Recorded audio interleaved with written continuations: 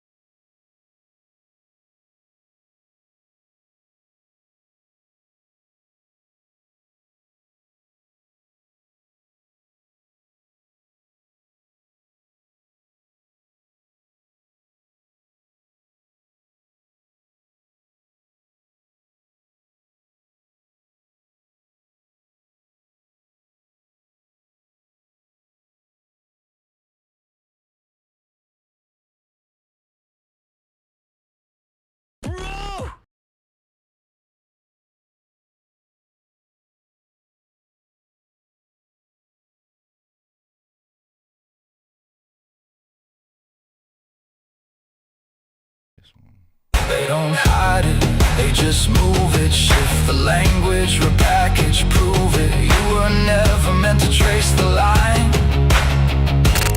but now you see it every time. Same story, new name, different mask, same game. Now you feel it in your bones, every signal, every tone. This isn't chaos on the screen, it's a system running deep. You don't need them to explain, you can see it's the same story, new name. It's not random, you're just finally seeing it.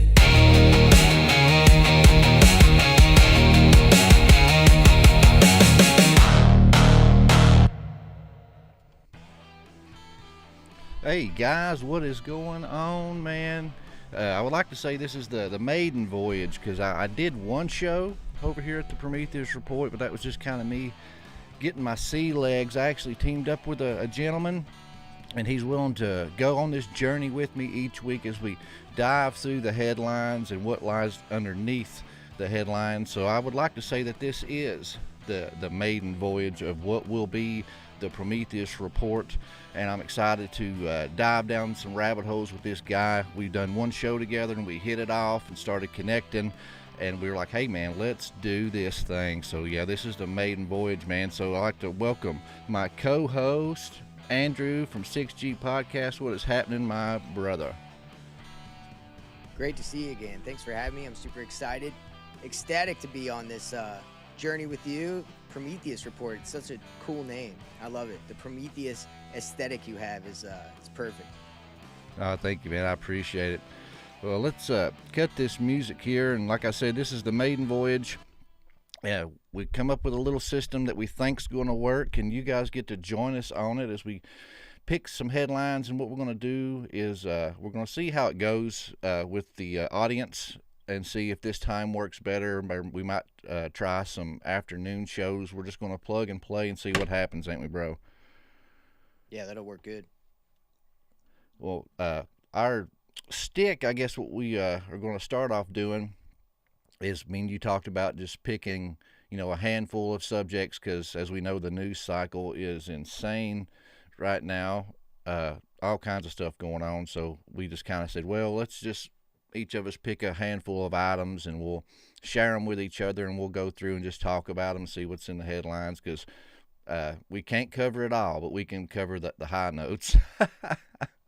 It's impossible to cover it all. They just keep hammering every day, don't they?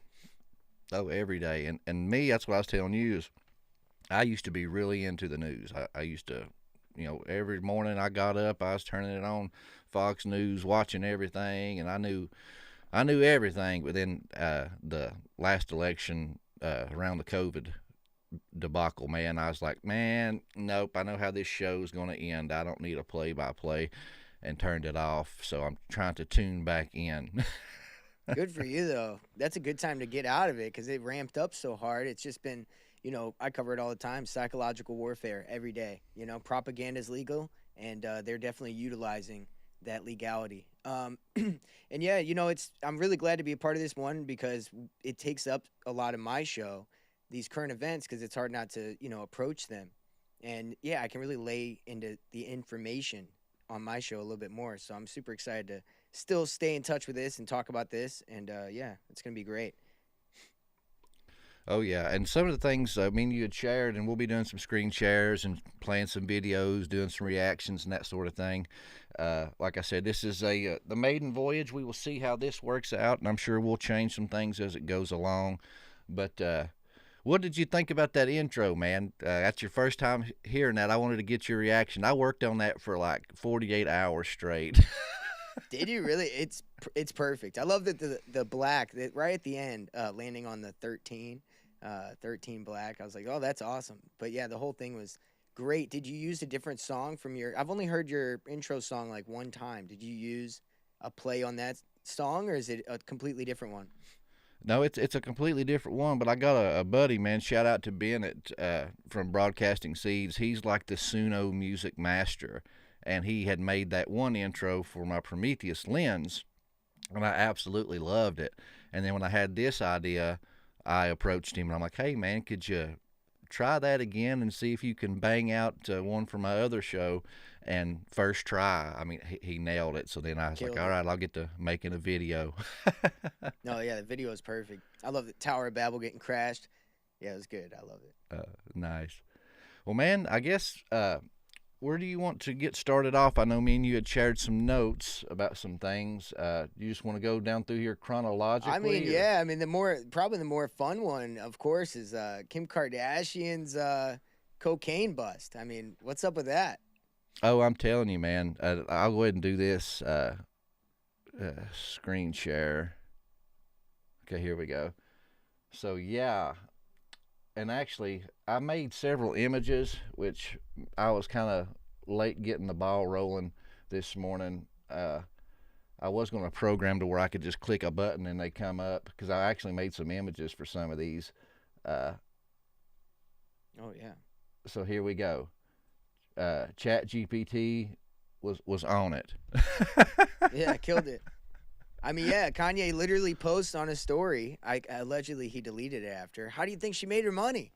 But of course, mainstream media is saying that she unknowingly was involved in a large cocaine smuggling scandal. But hey, who knows, right? She's not going to be implicated. Let's be honest. Oh no, and the thing is too is like, I'm right there with him. It's like, well, how do you think that she made her money? These are, if you ever watched that show, man, they party down hard. And her one sister was married to Omar. Was that his name? Well, they've had so many husbands, I couldn't even tell you. But yeah. Probably. Omar Beckham. Odell Beckham. Yeah. He had that cocaine overdose. Yep. My memory's jogged. Yep. And Man, so I didn't even put those two together. You're right. That was a cocaine overdose he had. I mean, it was crack cocaine allegedly, right? But well, just man, throw a and then little there's bit a of water video and that baking soda in a spoon, and you could convert it. doesn't take much work, does it? No. I did see also, to add to that, she was talking about how she did a lot of ecstasy and Molly for a while. She was talking to Mm-hmm. on her show to that Scott guy that was married to her sister. And I don't watch her show, but I guess openly on her show, she's just talking about how much she did Molly and her jaw's all over the place. And so, yeah, I mean, these are open, they're into drugs openly. So who knows? Maybe some credence to this. And that's the thing, too, is I'll read this little article just for those that don't even know what we're talking about whatsoever for some context. And then I actually found some stuff and I added it to our notes, kind of talking about that. I found the video where she's talking about her drug exploits and how she was so messed up on ecstasy the first time she got married, and even when she made that sex tape, that Yep. she was so That's the one I messed up saw. on Perfect. ecstasy. She's like, yeah, you could see my jaw shaking in the video. And I'm like, yeah, people weren't Yeah. watching your jaw, honey. Yeah, they were looking elsewhere. Yeah. Yeah, dude. Well, perfect. We'll be able to show that. So, because it's very, I mean, that's telling right there. So. Oh, yeah. So, yeah, this was definitely the party lifestyle family. And how easy would it be for you to have an underwear line or something like that and use that as cover, Oh, yeah. And they have so many businesses. I mean, yeah, they could be running all kinds of smuggling operations. Oh, yeah. Okay, Remember the jewelry heist in the hotel? Remember that? Uh-uh. Like she was in France in a Paris or something, and she was in a hotel, and some men came in and robbed her of jewelry, and some people tried to say that she had it like set up to get it stolen so she could get insurance money and everything. And people always say, well, those guys got arrested, so almost like that's means that she wouldn't do that. I'm like, I don't know, man. Maybe there's something to it, money schemes, drugs, thievery, whatever. Oh, yeah. Birds of a feather flock together, you know what I mean? So for those that's not familiar, Andrew had sent me this. This was a CBS News report. Just kind of give you guys the 30,000-foot view if you have no idea what we're talking about. If you're somebody like me that's kind of tuned out of the news. It says a British court sentenced a truck driver to prison for smuggling $9.4 million worth of cocaine and a shipment of underwear and clothing from Skims, Kim Kardashian's shapewear brand. Authorities said Monday the National Crime Agency said Jacob John Conkle, 40, was driving a truck carrying 28 pallets of Skims clothing from the Netherlands when he was stopped by border officers at a port in Essex in September. The agency said Conkle had stopped on the way to collect 90 kilograms, which is just shy of 200 pounds of cocaine, and that the truck had been specifically adapted so that he could hide the drugs wrapped in 1 kilogram, which is 2.2 pound packages, in a compartment on the truck's back door. In a social media post, the NCA released 3 images of the purported drugs inside the merchandise. The agency said the shipment of clothing was legitimate, and neither the exporter nor the importer were connected to the smuggled load. Conkle, who initially denied knowing anything about the cocaine, eventually confessed he had agreed to transport the drugs for a payment of 4,500 euros, which comes out to $5,300 according to the agency. And it says in closing, he was sentenced to 13 and a half years in prison for drug smuggling at Chelmsford Crown Court. Organized crime groups use corrupt drivers like Conkle to move Class A drugs, often hidden on entirely legitimate loads such as this. NCA Operations Manager Paul Orchard said in a statement, the detection and investigation have removed a significant amount of cocaine whose profits are lost to the crime group behind the smuggling attempt. And with Conkle, they've lost an important enabler. Hit him with that new audio. Hit him with the new soundbite. Right to jail, right away. No trial, no nothing. No, nothing. Out of there. Well, here's the thing, dude. I don't really believe that the exporters and importers couldn't be involved if we're talking about organized criminals. So you're telling me that some organized criminals made a deal with him since he's a driver that he's going to go pick up a shipment, go meet them, load it up with cocaine, and then go drop. I'm not 100% understanding how that would work without some exporter-importer involvement as far as the businesses go. You know what I'm saying? Mm-hmm. Yeah. I mean, I don't know, because how's he going to control where the cocaine's going with the clothes to America? So do they got another guy that's supposed to be getting it at the ports to make sure it's off of there before Kim Kardashian receives her shipment? Like, this is a very large logistical nightmare that they're trying to act like no businesses are involved in. Oh, yeah. Damage Just control to me. for sure. Yeah. And like you said, all the people they run around with, all the partying, the ex-husbands and stuff with cocaine overdoses and things like that. I find it hard to believe that she was not associated. And you know as well as I do, people that are desperate do desperate things. And of course, I'm already a conspiracy theorist, but I've been watching that show, The Blacklist, and it's kind of been, showing me some things and making my gears turn. It's like, how many times during that show? Have you ever watched that show? Oh, yeah. I've seen most episodes. Yep. Like, they'll have dying cancer patients, and they'll be like, okay, we need this person assassinated. Here's, a big wad of money, and here's this account that's got $10 million in it. Your family's going to have access to this after you're dead. Just go do this for us. You're dying anyway. And they do it, and then you get to thinking about it. It's like, man, I would probably be tempted to do something like that too. I mean, if we're just being honest, because we're all human, and if we're dying anyway and we're worried about our family we're leaving behind, you got nothing to lose at that point. So people that are desperate for money, you're waving all this big money in their face, and you're like, hey, and if you get caught, you're not connected. But hey, here's the insurance policy. If you're caught, here's $5 million that's going to your family to make sure they're took care of while you stay silent in jail. Yeah, I mean, the premise of that is the whole basis of one of the best shows ever made, Breaking Bad, right? Oh, yeah. Breaking Bad, like the whole thing is he's gonna die. He's got cancer. He wants to make sure his family has a legacy. He's just a teacher at a school, and that turns into a whole thing. But very much so, the premise of that, it's very true. And another aspect to this also is, well, one side mark that I forgot to mention earlier. Did you notice her Skims? Underwear is called Skims because they do, it's like pubic hair on the underwear. Did you notice that? Did you peep that? Her underwear is pubic underwear, dude. You got to pull that up. It's insane. So you can just look up her Skims underwear, and this is in the shipment. So they're thongs that have pubic hair on them. So you could get like blonde, or you could get like brunette, whatever, so the carpet matches the drapes, Insane. Let's see.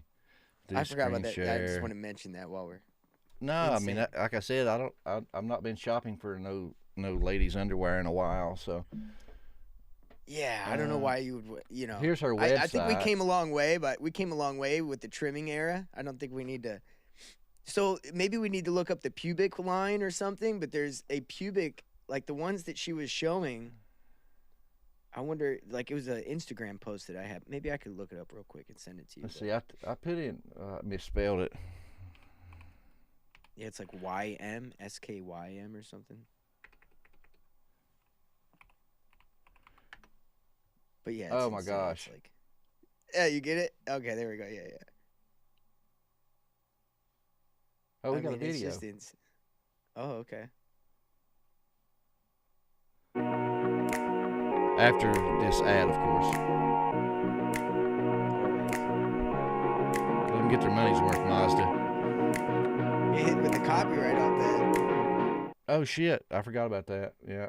I know. They do that to you. I just have to say congratulations. Every single person I talked to tonight has just raved about you, and they're all just blown away by your capabilities and your ability to juggle your entire life.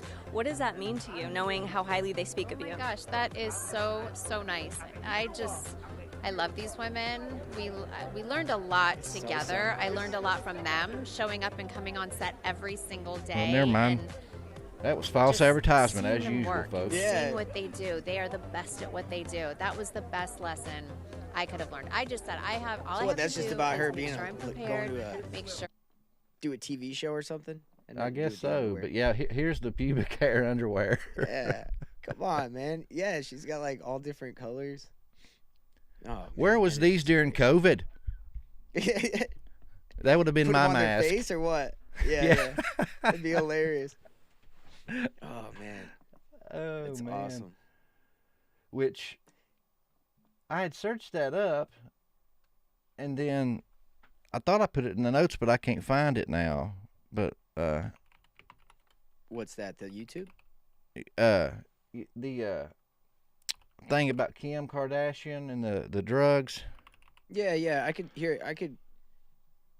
And so here's one too that I found that I thought was interesting, because this was several years ago. So, showing you a tiger can't change its stripes, right?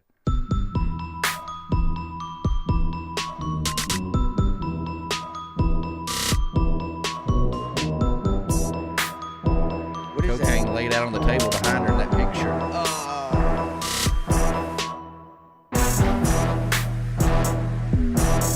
It was candy from the shop. It was sugar. Yeah, it was booger sugar, baby. I mean, think about it. $9 million cocaine. That's a Hey, re-up you guys, for I her. just got back to my hotel room. Watch this lame And excuse look right at here. this table, same position. It is still there. I did think that it was our Pixie Sticks.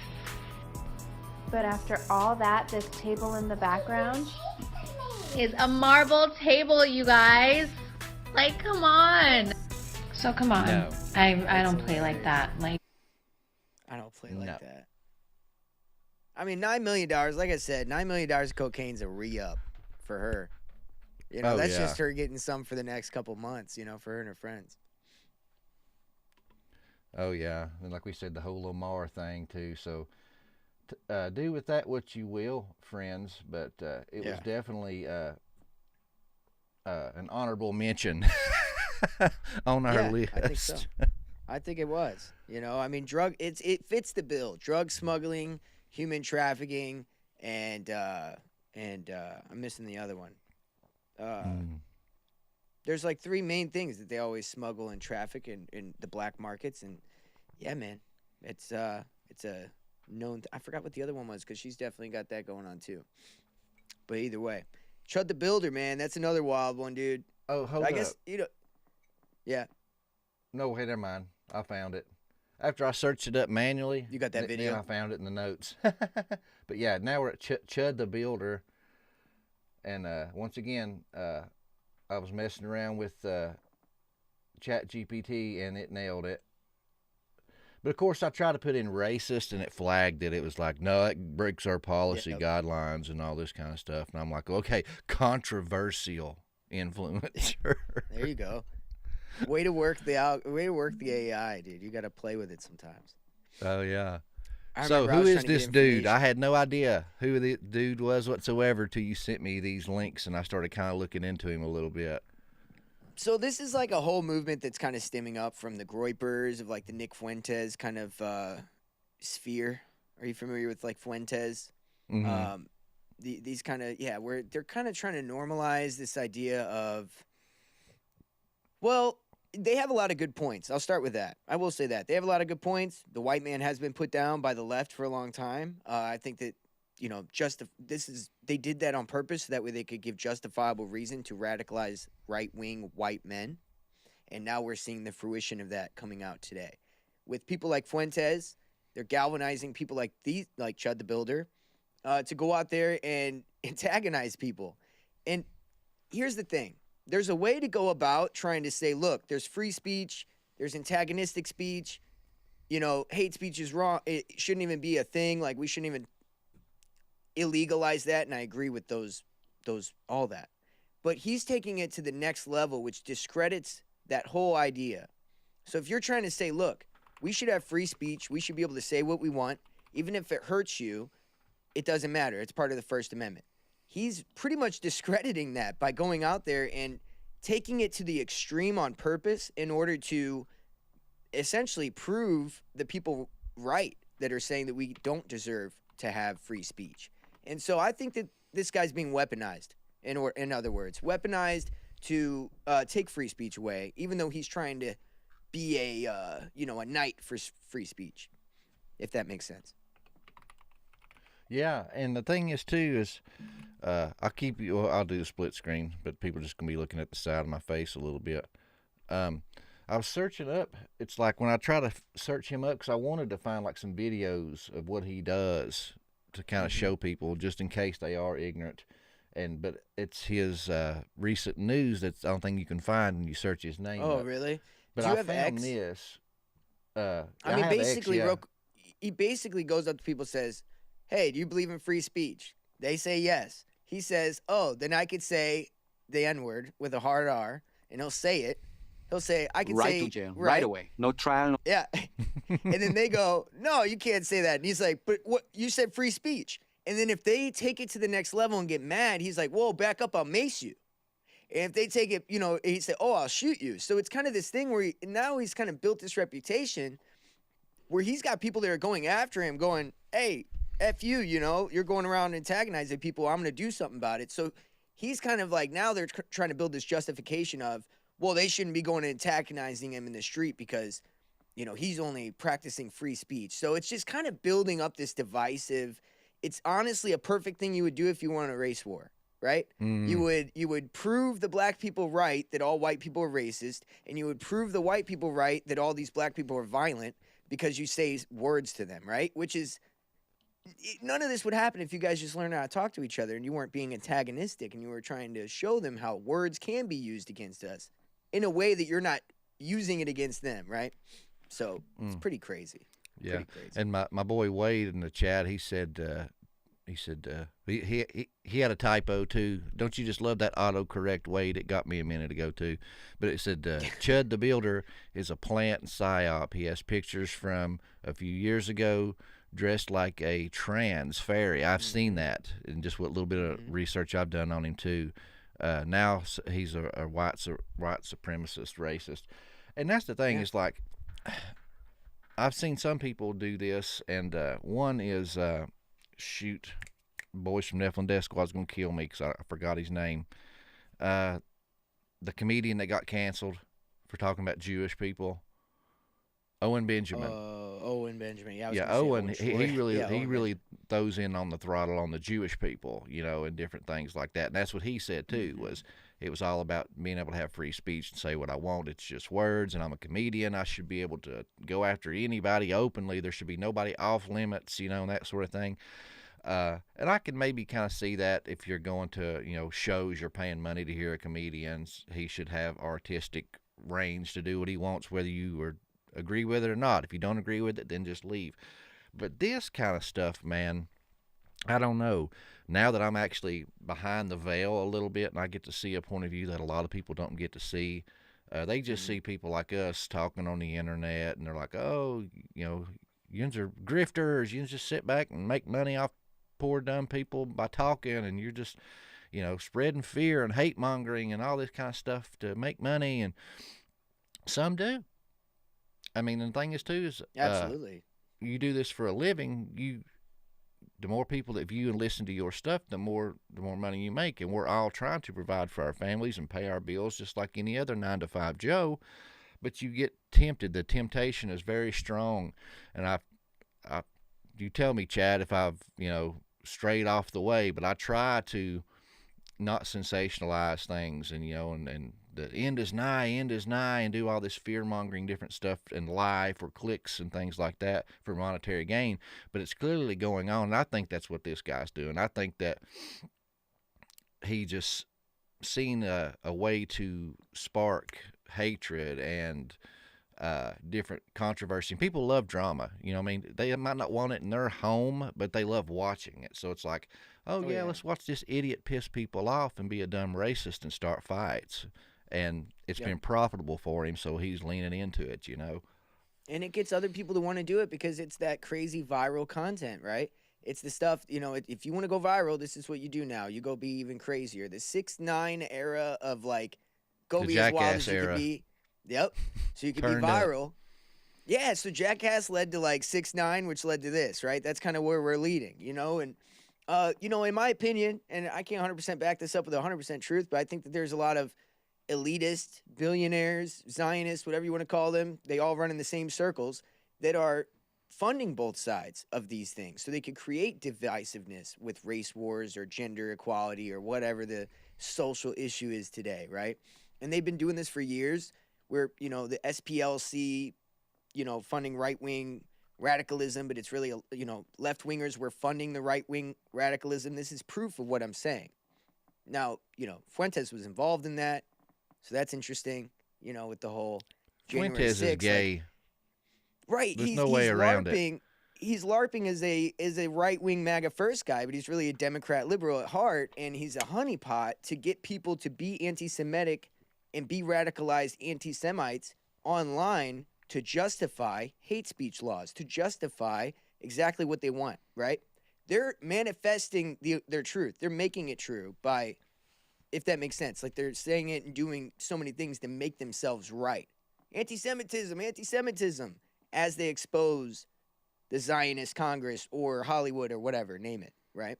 Yeah, and I didn't look at that like that angle. That's why I love having these conversations about these different things, because we all have different points of view and perspectives, and we can enlighten other people. And once again, it kind of goes with the whole Blacklist thing that I've been watching, because I've seen that, because they got so much stuff in there. It's such, the acting is not as good, and the special effects kind of suck because it's older. But the storyline and plots, man, are right up our conspiracy alley and kind of show you why false flags happen or why this happens, like 9/11, to get the Homeland Security Act so they can spy in on your phones and emails and all this other kind of stuff. It's the Hegelian dialectic, So, yeah, they could definitely use people like Fuentes and Chud the Builder to pluck away at Second Amendment rights, No, absolutely. And, I've had a hard time. Didn't Trump sign some kind of bill recently about, like, anti-Semitic stuff? So that's going to get into, we're going to get into that as well today, for sure. So 2 things. All right, we can move on into that.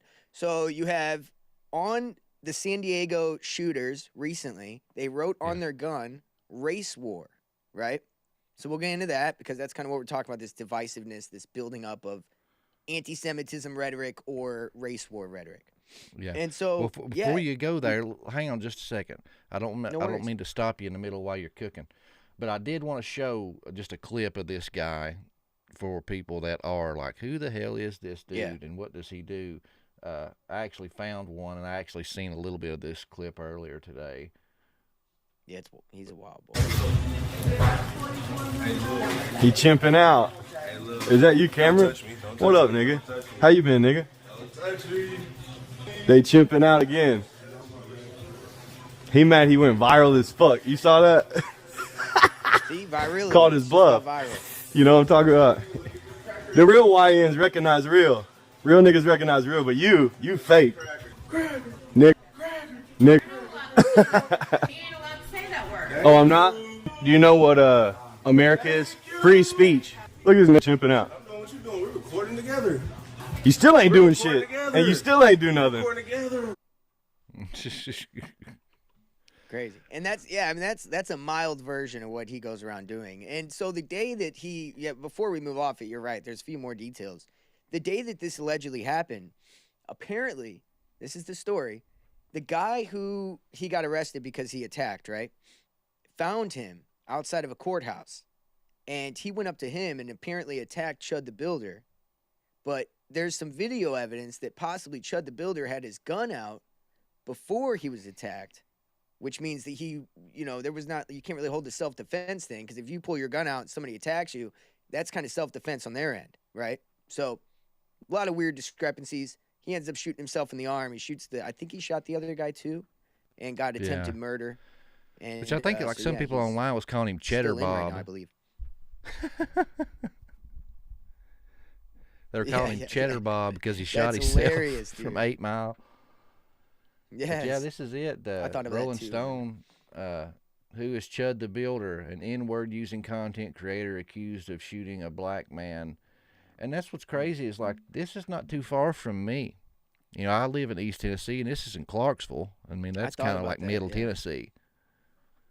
That's crazy. It is close. Well, Tennessee and Kentucky have a lot of weird deep state ties. I had somebody email me about Tennessee having a lot of deep state stuff, and we'll have to get into that sometime. She lives in Tennessee, and I'd like to cross-reference some of that information with you. Oh yeah, sure. Another thing though about Chud the Builder, before Prometheus report. This is the best thing. Looking under the outward, looking at the esoteric. Look at his name, Chud. If you look up what Chud means in Hebrew, it means to pose a riddle. When he walks up to people, what does he do? He poses a riddle. He said, "What is America? It's free speech, right?" And it's a dark riddle, and that's the thing. It's to pose like a dark question or a dark riddle. So it's very much got that to it. And the builder, like the Freemasons, the builders. So, come on, man. So it's so clear that, like, this guy's made. He's made to go do a thing for these Masonic group, whatever you want to call it. You know, they all run in the same circles. I can see that, even if it is unbeknownst to him, you know. Even if he doesn't know. But supposedly the backstory is like he is a construction worker, right? And he ended up having like a viral video or something, and he just kind of made the Chud the Builder because he used to work in construction. Yeah. But okay. I pulled up that one video you had sent me here's too. the thing. Yeah, real quick, I do a lot of conspiracy name stuff where I'll be like, let's look at the names.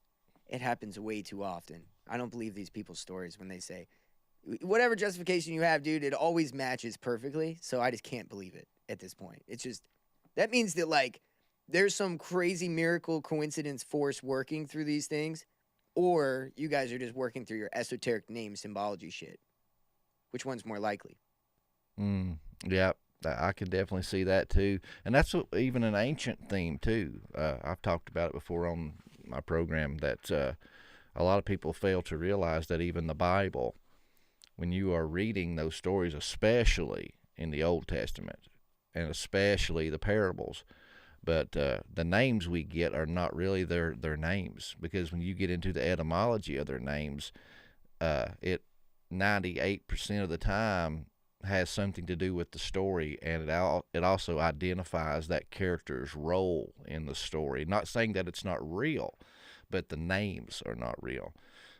Like, for instance, I've talked about with the whole serpent seed thing. Cain, you go into the etymology of his name, it means acquired, because he was acquired. He was an adopted child. Abel, his name means breath, because he was in the similitude of his father, who was a lifeless being until the breath of God entered his body, right? Nimrod, that means rebel. That's defining his role in the story. So, I mean, you see this over and over again. So, as Solomon says, nothing new is under the sun, my friend. No, exactly. And that's why I do this as well, because, I mean, J.D. Vance didn't change his name 3 times for no reason. Maybe time will tell why his name is J.D. Vance right now, but, you know, who knows? I did not know that either. You know, he changed his name 3 times. You know, it's just weird. You know, why would you do that? Who does that? You know, branding, marketing. Yes, exactly. Yep. Very crazy. You ever seen that movie Due Date with Zach Galifianakis and yes, the other dude? Yes. That's one of my best. favorite movies. I tell people Me I think too. it's a remake of Trains, Planes, and Automobiles from the late 80s, early 90s. But, yeah, in there he was like, he was trying to be an actor, remember? And he had that fake name and all that shit. And he's like, Ethan Tremblay. He's like, yeah, that's my stage name. And he's like, what's your real name? He said, Ethan Chase. And he's like, Ethan Chase sounds a lot better. He said, Ethan Tremblay. He said, sounds like some kind of made up bullshit or something like that. He's like, it is, because it's my stage name. That's hilarious. Dude, I haven't seen that. If I have, I haven't seen that in forever. I'm going to have to check that out. They're out here. Oh, shoot. I didn't know by clicking that it would go ahead and start. So here's that video you were talking about. They caught outside the courthouse. Sorry for the nah, guys, if you got headphones Remix. on. Remix. But this is, I guess, somebody from their apartment, it looks like, maybe, because it looks like they're up and away. Yeah, or in I'll a building play or this. something. Oh my God.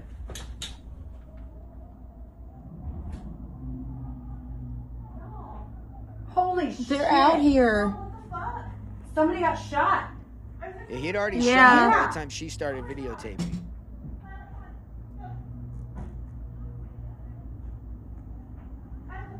So now it's over. Yeah. All pinned down. In between. They got him. They got him. Holy.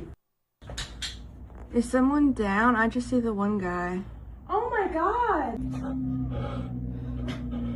Oh, he's dead. He's dead. Oh. Dead. He's dead. He's not dead, just so the listeners know. Nah. You can see him breathing. Probably unconscious. Someone called him because I'm recording. I'm calling Tim. Huh. Man, Boy, Call Tim. that escalated quickly. that escalated quickly. Call Tim. I love it. Call Tim. Somebody call Tim. That's hilarious. Tim must be the neighborhood enforcer. Yeah, he's the guy. Yeah, shit. So that was most of the stuff I had on Chud the Builder. Later on, maybe we'll get into some name stuff that I found. Not to hash too far into it now, but maybe if we get into the Charlie Kirk paving over the shooting. Apparently, the guy who paved over that construction worker, he spoke out recently. So maybe we'll get into that later. But if we do, that paved over him. What do you mean? So. Okay, are you familiar with Charlie Kirk, the shooting? When it happened, there was a construction team that came out and paved over with concrete, like paved over the area where he was shot? No. Like I said, I'm just now getting back into the news, so okay. I'm a virgin. So, be gentle.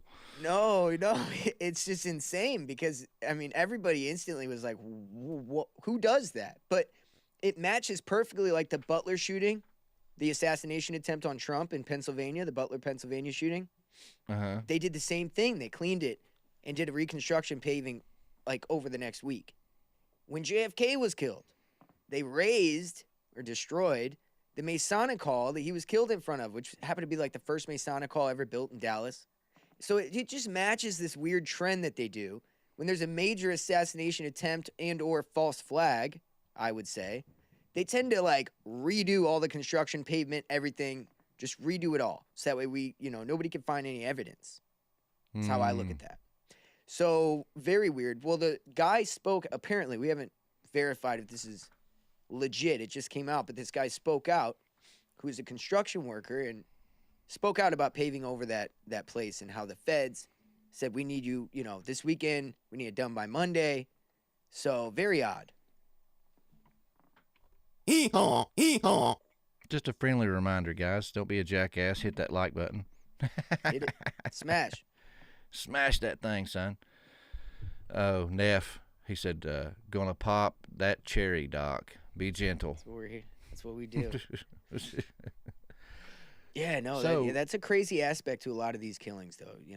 That's something I never realized either. I mean, because if you pay attention, there is historical trends and kind of things that repeat that if you're watching for, you can kind of see patterns, I guess you could say, pattern recognition. Pattern recognition. That's what a good conspiracy theorist is. Nowadays, conspiracy theorists, I've had this thing that I've always said, like, it used to be that they would just kind of pattern recognize, theorize, but now we're in this information age where everybody's got insider scoops, everybody's got inside information. So it's not really theorizing or recognizing. It's like, oh, I trust this guy because he gets emails from the feds to tell him all this info, right? So we're just trusting, it's just a different world when it comes to the truther community. Oh, yeah. And speaking of information fed by feds, pun intended, our next one we got on our list is the aliens, even Fox News. I mean, did you ever imagine the day that you'd be turning on, something like ABC News, Fox News, and see an image like this? This is Jesse Waters, or an AI rendition of him. Once again, I had to kind of go around the words for the copyright stuff. I'm like, well, make a guy that looks like this guy. Mm-hmm. But they actually had this image up of the four alien races. Did it tell you that wasn't Jesse Waters? Because it may have just been telling you that wasn't Jesse Waters. Because I think this guy interviewed Jesse Waters on the show, I think, if I'm not mistaken. And so this would have been like just the anchor. So they're probably like, this isn't Jesse Waters. You know how AI could be literal. But no, man, I never imagined. I guess recently I've kind of come imagining this would happen because I feel like they're going to use the alien psyop eventually. And so this is crazy, though. But then you look at who's involved, and it's people that have been spewing Fed BS for 30, 40 years now. You know, Hal Puthoff and people that are involved with Stargate, Project Stargate, things like that. Yep, and especially, too, what was your thoughts on the whole conspiracy fringe podcaster influence / pastors and that whole government closed door secret meeting stuff that was going on a while back? Yeah, I've been doing a lot of work on something called the externalization of the hierarchy, which is by Alice Bailey. She was in the Theosophical Society, and it's this idea that it's like the Anunnaki story, right? The Anunnaki came here and they made us. They left. Nibiru's going to come back, though, and it's going to, we're going to reconnect with these alien gods who created us, right? That is just another rendition of the story she told 100 years ago, which is that this planetary hierarchy is coming. Essentially, it's the demiurge, the angels, the fallen angels, whatever you want to look at it as. They're coming. The astral realm and the material realm are merging together in this new age of Horus, Aquarius. And I believe that this is going to be part of that. That they, the physical aliens are just kind of something to get our consent into this merging with the hierarchy. Yep, and that's something that I've not read the externalization of the hierarchy, but I've read excerpts and studied on it and kind of talked about some of this stuff. And even Madame Blavatsky, Alice Bailey with the Lucius Trust and all that kind of stuff. Even Baba Vanga, I think I had mentioned it last time we had talked, but she had talked about the same thing, that 2026 was going to be the year they expose themselves, and they call her the Bulgarian mystic. I mean, she's predicted a lot of stuff. There's a lot of controversy around it. Some people believe that some of her stuff is legit, but some of it was written down later by her followers, instead of being, Right. written when they said it was. So it's kind of blurry there. But And they all channel something. Yeah, and she actually participated in, I can't remember the country, it's like Czechoslovakia kind of area, but they call it, she participated in this thing they called their version of Area 51, basically, like the European Area 51. And there was this dead czar that supposedly had this large cache of gold and silver and just treasure, and had buried it to build his army or something. It was like the legend or myth, and that the government believed it, that the government actually went digging for it. And when they did, they found like this underground chamber, and it led to this corridor, and in the middle of the corridor was like like a mile back in or something. It was blocked off by a black cubic stone. And that they tried, breaking the stone to get past it, and they said that they couldn't even put a scratch on it and all this stuff. But then they started getting telepathic communication, and it was messing with the radios and all this stuff. But they ended up contacting Madame, not Blavatsky, sorry, Baba Vanga, to talk to these entities and channel them. And basically, long story short, is that this entity said that they had found its burial chamber, and that that thing was blocking the way, and he was one of the first aliens to come here. He was in a group of the first, and that they seeded the planet, and they were being persecuted in their home planet, and ran to escape to Earth, and then seeded this planet here, and all this other kind of stuff. But she says 2026, they told her, is going to be the externalization, that a huge mothership was going to expose itself on national television at a huge global sporting event. And we got a couple of global sporting events this year. So I'm banking on UFC. You're banking on FIFA, right? That was the deal. We should make a bet. We should make we'll make the externalization of the hierarchy bet. One thing about that too, I like to point out is people are just really talking a lot about this whole Tomb of Gilgamesh in Iraq. You're starting to hear that kind of conspiracy theory rear its head again. I believe that it's because it connects exactly to the story you just told. It's the same story. It's rebranded, different characters, different deity, but it's the same exact story. Instead of the Tomb of Gilgamesh, it's the tomb of whatever that Baba Vanga got taken to, right? But the message is the same, and that's the point there. So, yeah, and I'm trying to see. Crazy.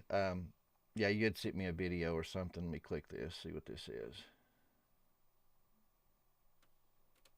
Yeah, I think that's him talking to him. Yeah. We are not alone. The Pentagon released the UFO files a few weeks back, and we just found out over 1 billion people have visited the site. 1 billion. It's got to be a record. The War Department says more files will be released soon. UFO experts and top researchers have been investigating aliens for years. Their sources say dozens of crashed UFOs have been recovered, and what they found inside, shocking. And do people think that there's one type of non-human intelligence that's visiting the Earth, or is there many, many types? People who have been involved in recoveries have said there are at least 4 types, 4 separate types. Now, I have not had direct access to that, but I believe the people who I talk to. 4 different types of life. 4 different types of life. 4 different species of aliens. Another scientist called them Greys, right Nordics, insectoids, and reptilians. You see that right there? That 8-pointed star, the Star of Ishtar. Mm-hmm. Why would they choose that image of all images while they're talking about this? To me, that's so symbolic. But for the normies, they're looking at this and they're thinking, "Oh man, you hear that? There's 4 alien lives," and things like that. But it's like, this is nothing that we haven't heard on Joe Rogan or whatever for years. If you're in the younger class of people, clearly we're edging towards the real externalization if they're putting it on Fox News like that. But that chaos star is important. I'm going to say Raven. To that I say amen. To that I say all right, all right, all right. You used the word edging very well. Mm-hmm. He talked about that live that I did with him down there in Florida. I went in studio with them the day of disclosure that all this stuff was coming out. And he's like, "We've been edging for a long time." He said, "I've been edging so long, I don't even care if I blow." Yeah. He's so funny, dude. He cracks me up. Yeah, man. I mean, they really have been edging so long that I've already gotten blue balls, moved on, and I'm celibate now. Now I could care less anymore. You know what I mean? I'm not even interested. I'm already 80 years old. My balls don't work. It's over. Like, that's where we're at. That's how long it's been. So I'm good. You know what I'm saying? But yeah, so yeah, there's one of my first loves was. No, go ahead. Oh, sorry. you go ahead. I'm just talking. Go ahead. Oh, I was just going to ramble too, but I was just going to say I'm digging. I found a video. Here it is. I'm going to send it.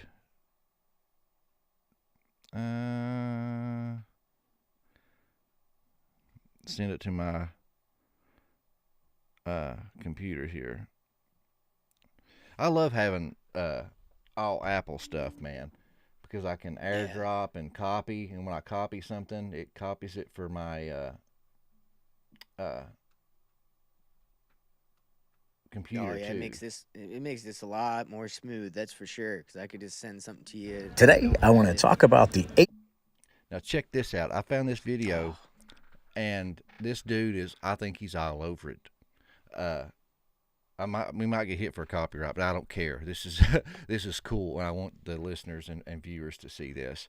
Check this. Of course, this is like 20 minutes long. I ain't gonna play the whole thing. But like his premise at the start, he talks about this UFO and the Star of Ishtar. And once again, nothing new is under the sun, folks. I mean, I swear, I think this dude is all over it. Mm-hmm. Yeah, if he's making that connection, then he is. In my opinion, from my research, that's what I think. Yep. Yeah, and just like last time, anytime you want me to stop, you see something you want to comment on, just let me know. Yeah. Pointed star seen in the UFO files that the Pentagon releases, and they've teased that even cooler information is to come. And I'm going to give you some correlations and some comparisons to some ancient sky phenomena and give you my take on what this might be. And UFO, the new term for it is UAP, unidentified aerial phenomenon. So this eight-pointed object seen in the sky, immediately I started thinking. Say what? You see how it's not just a star; they almost look like arrows coming out. Mm-hmm. We'll just pin that for later, and we'll watch this. I'll show you that later. Yeah, and which if you look in here too, some of these like the Akkadian stars that they drew have those end caps on them, kind of like inverted arrows, or maybe even like nails, kind of. But he blew my mind with all the connections that he made here. Thinking of stuff like this: the Star of Ishtar, the Dingir Star, the 8-rayed solar rosette from Egypt, the Hopi Star, the Mississippian Copper Plate stars, the Mexica or Aztec Venus Star, and plasma discharge. And each one of these things I'm going to feature on their own slide later in the video, give you my thoughts on them, and I'm going to be explaining a lot about plasma physics as well. So to start, in 1992, Anthony Peratt, he was a plasma physicist working for the government at Los Alamos. He was doing experiments with gas, ionizing gas called plasma, and that gas would emit electrons. Those electrons glow, and the discharge creates a magnetic field. The glowing discharged electrons from the gas then conform to the magnetic field, and as the magnetic field goes through intensities, increases and decreases of intensity, the electrons or the ionized gas, you can think of it like a neon sign. It conformed to the magnetic field, producing various shapes, and those shapes are depicted in petroglyphs all over this realm. So the theory is that they saw something in our sky that ionized the gas and created those glowing discharges in our sky, and that's what they saw. Now, this is the seal of Ishtar, and Ishtar is associated with Venus. This is a Babylonian or Sumerian, Mesopotamian bas relief or stone carving. And in the top left there, I see a very similar image to what we've been comparing these things to. I'm going to follow that up with the Dingir. It's a cuneiform sign primarily representing deity, god, or goddess in Sumerian and Akkadian mythology, often placed as a silent superscript before divine names, representing an 8-pointed star. It also denotes sky or heaven, and An or Anu was frequently associated with the sky, was the name of their sky god, An or Anu. And here is a picture of a cylinder seal, and in the middle there you'll see the Dingir symbol that we just talked about. And a lot of these images in Sumeria, they seem to be associated with other things in the sky, right? So plasma, electrical discharge, again, high energy electrical discharge in plasma. Sometimes it can create 4 primary and 4 diagonal spokes, which form an 8-pointed star, similar to the UAP geometry we saw. So in real plasma systems, especially... But yeah, I won't let you watch the whole thing, but dude, it's mind-blowing, this video.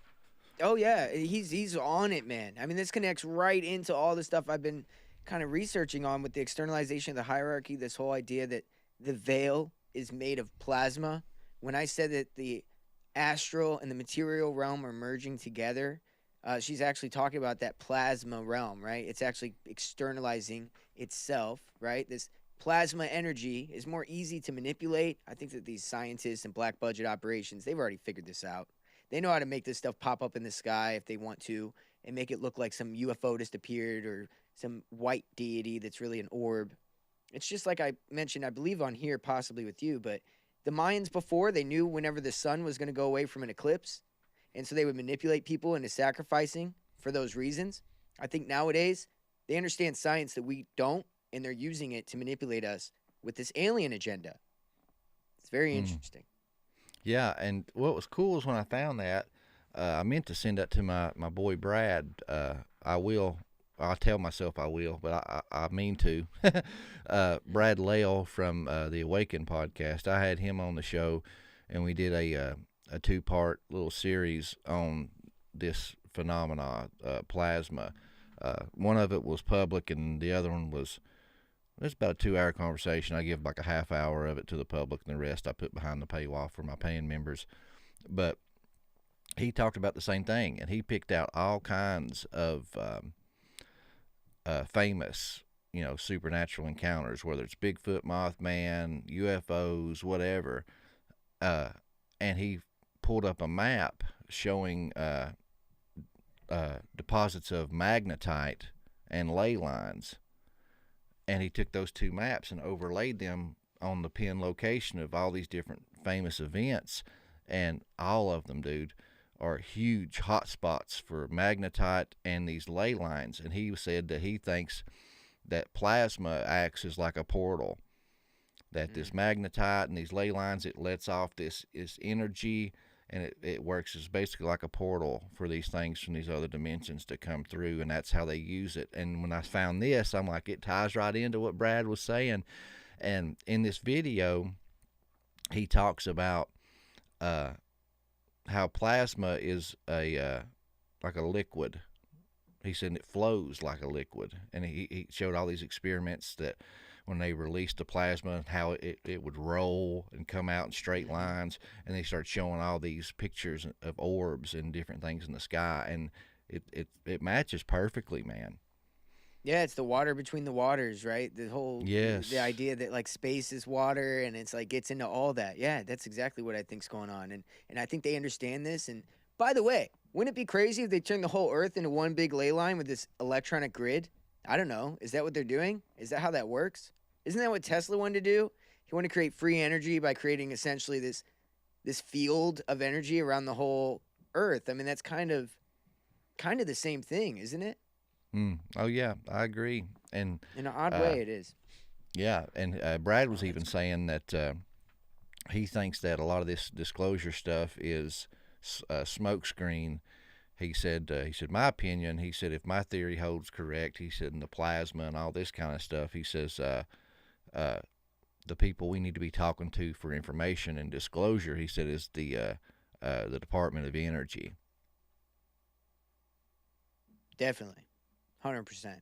I think that was mentioned, that's why they're talking about doing, what is it called, amnesty, right? Because they want to do amnesty for these people that have been doing these black budget, taking all this money and funneling it down here to hide all these technologies they're creating. And if you give them amnesty, then one, you tell them, okay, yeah, you've lied to us. It's okay. As long as you just give us more information, show us all the free energy that you've created and let it be this beautiful utopia that you can give us. But in reality, you're just enabling more lies. By giving amnesty for the first lie, what makes you think they are going to keep lying, right? So I think that's a slippery slope. Oh, yeah. I mean, 100%. And I was going through some of the links that you had sent me in our notes here. You had sent me this X post from End Time Headlines. It says a former CIA-funded quantum physicist and Pentagon advisor has dropped a bombshell, sending shockwaves through the scientific and intelligence communities. Dr. Hal Puthoff, 89, shout out, man, he's eating his spinach, stated on a major podcast that insiders involved in crash recoveries have confirmed at least 4 distinct extraterrestrial species, all humanoid in form. And of course, we have the mantis-looking ones, the greys, the reptilians, and then the classic Nordic. And I don't agree with everything Timothy Alberino has to say, but some of the stuff I think he talks about holds point, especially when he talks about like the Bible, how all the angels have physicality to them. How except for visions, of course. In visions, they look like, four-headed cherubim and all this other kind of stuff. But he said in actual encounters that are recorded in the Bible, they have physicality. They eat, they drink, they're tired, they want to sleep. If you believe in Genesis 6, they have sexual desires and can reproduce. So they're close enough to us to do that. And the Bible talks about, be careful entertaining strangers. You could be entertaining angels unaware. So these Nordics here, I think, hold some biblical truths there. So do you think that us so in that logic, do you think that us attributing goodness to angels is like 100% good? Do you know what I'm saying? Like, is it, because obviously we understand, like, do you think there's a difference? Because there's a lot of New Age people that think there's no difference between angels and demons, and that they're the same, just, two aspects to the same deity. I think that what he's saying kind of leads you into that ideology in a weird way, because it's like, you know what I'm saying? Well, why are you saying beware that, who you talk to, because it could be an angel in disguise? He didn't say it could be a demon in disguise. He said it could be an angel. Why does it matter if it's an angel?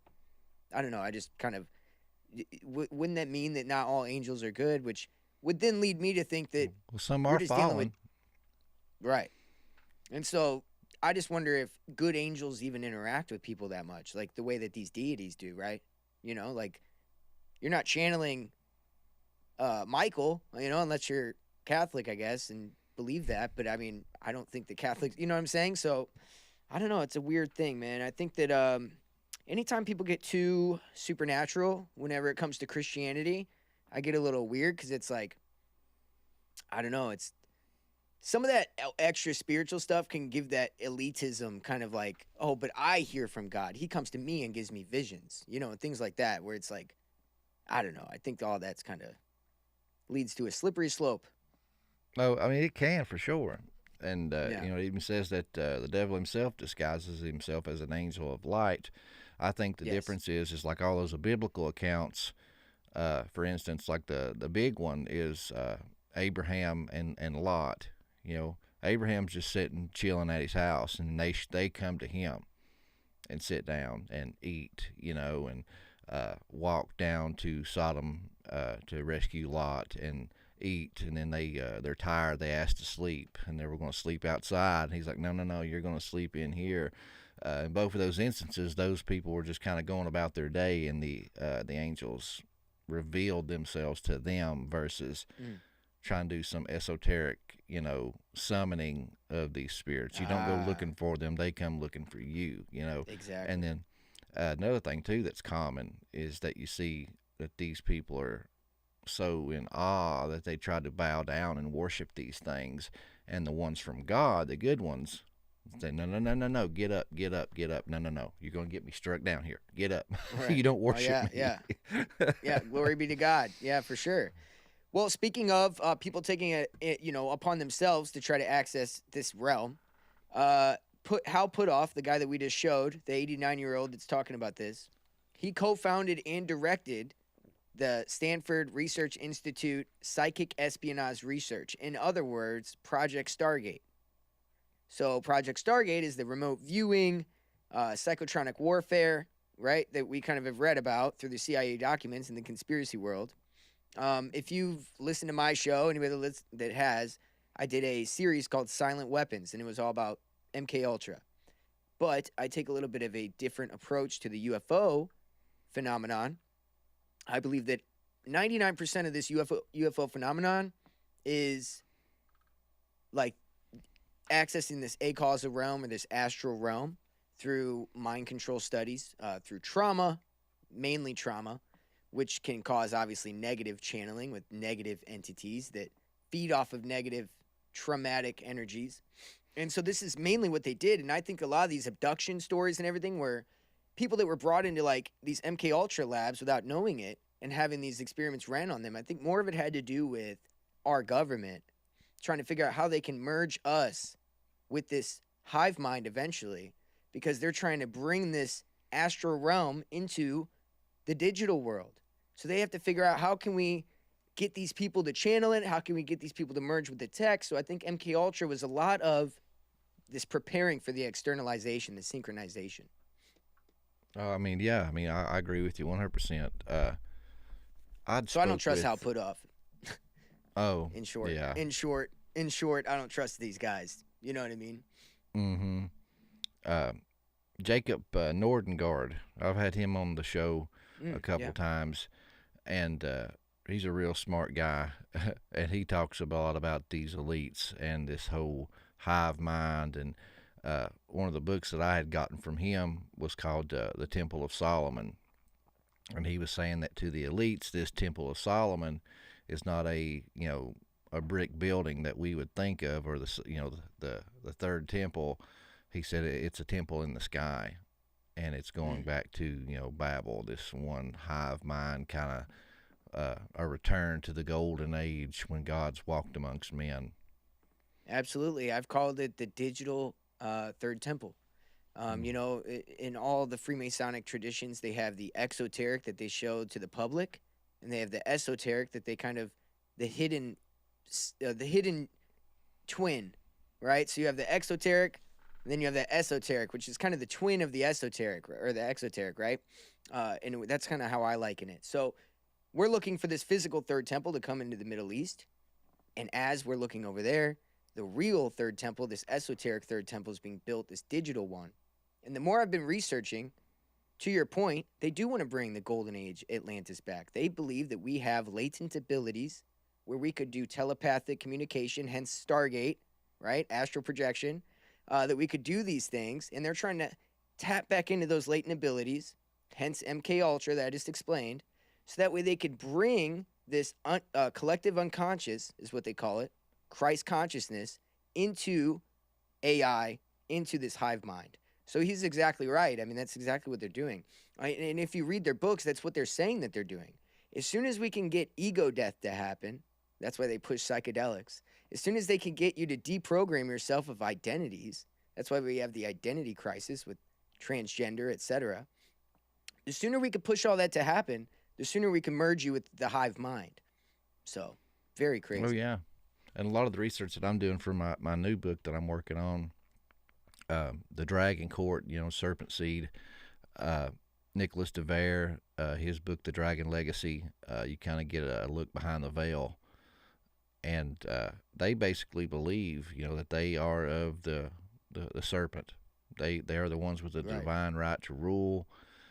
They go all the way back to the Anunnaki stories and says, you know, that Enki, Samael, Satan in the Christian worldview, created a race of mankind, humanity, and they were the worker bees. But to oversee them, he made a subhuman race, which he bred and put his DNA into them, and they were the overlords. They are the ones with the clear-sighted vision and forethought, and have these powers, and had this hive mind hookup, and they could communicate with the gods and with other people of their ilk.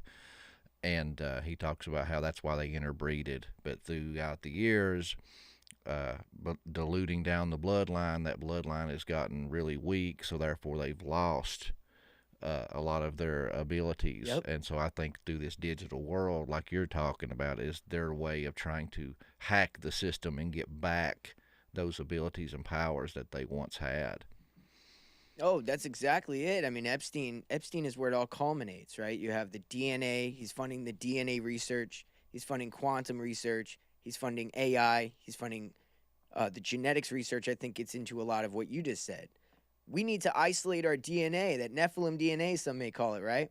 Well, isn't it funny that the In-Q-Tel-backed company is bringing back the direwolf through finding DNA in an old, you know, direwolf fossil? Don't you think that that's why they're working on that technology, to kind of isolate and bring back and regenerate DNA that's been diluted? And if that's the case, right, then that's exactly what we're talking about. And somebody like Sam Altman, Samael, the alterer of man, who wants to edit babies, come on, dude. It's crazy, dude. It's so obvious whenever you start adding what you just said and looking at these characters that are involved with these companies. Oh, yeah, it's another piece to the puzzle. Absolutely. And I guess if we're going on down the line, speaking of, you know, tech and getting things together, you had sent me something else that I was totally unaware of, and I took the liberties of being a little cute, you know, the Dell inside, you know. I love it. I love it. That's perfect. Yeah. Check your Intel processor. No, yeah, there's a chip that they've developed that are in all the new the iPhone 17s. They could be called the Israeli phone 17s now. Israeli 17. Yeah.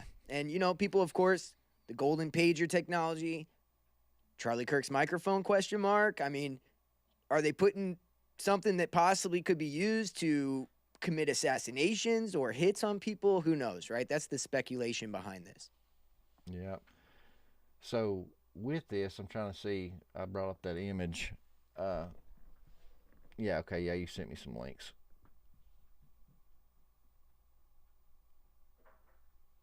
So this is a post from Syrian Girl. Warning, from this point on, any new iPhone will have Israeli spy devices in it and can blow up like the pager attack. As soon as the Syrian Steve Jobs died, Israel took over. Samsung is no different. And let's see here. This is the Jerusalem Post. Alongside the main processor, the iPhone 17e includes 2 critical developments by Apple's Silicon teams: the N1 wireless connectivity chip and the C1X cellular modem. These 2 chips, designed to grant Apple technological independence vis-a-vis external suppliers, were developed in close cooperation with engineers from Apple's development center in Israel. So yeah, so this new chip is with the wireless connectivity. So once again, we are going back to this idea that we were talking about earlier, the hive mind, the oneness, everything being connected. Oh yeah. Okay, that's the same post, but it's just from Red Pill Media. Yeah, that's the speculation on it, and that's what's coming. Yeah, that's exactly what's coming. I that's all I got for it. I guess that was more just a warning, like, hey, I got an iPhone 17. It said an iPhone 17e. I'm not sure if that counts for what I have, so I'd have to look into that. But beware. Definitely. The way iPhones operate, though, is they make them run slower. So you gotta upgrade eventually. So we got to speak out. I mean, we got to reverse this. Yeah, and just like I was bragging, like, oh, I love iPhone. But I do. I love Apple products because how they, communicate with each other, and you can airdrop and copy on your phone, and it copies on your computer that you're next to. That stuff's very, very convenient. It is, and that's how they get you, right? The chain links are your convenience and your safety that they enslave you in. And this one was something was pretty strange. You had sent me a headline that Jake Paul does a blood ritual at the Netflix fight with Nate Diaz. Mm-hmm. Yeah, and that kind of gets into this. It kind of leads from what we're talking about. I think this new UFC revamp that Jake Paul's trying to do on Netflix is very interesting. One, I was looking at the fact that it's a hexagram instead of an octagon that they fight in. I thought that was interesting because that's like the inside of the Star of David. That's the black cube if you color it in, right? That's the whole thing. And so I think it's interesting that they chose that shape. And then at the end, what does he do? He takes blood and wipes it on his face and does a little weird ritual thing. And mind you, he just literally had Shabbat Lubavitch, do a thing for him to become officially Jewish or whatever, right? Because his mom's side's Jewish, but he never. Yeah, his mom's side's Jewish. He never claimed it.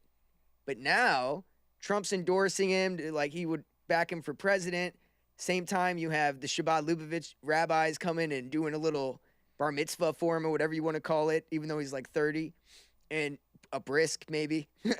And so now he's claimed his heritage, and here we are. He's the next Dana White, right? So it's very crazy to me.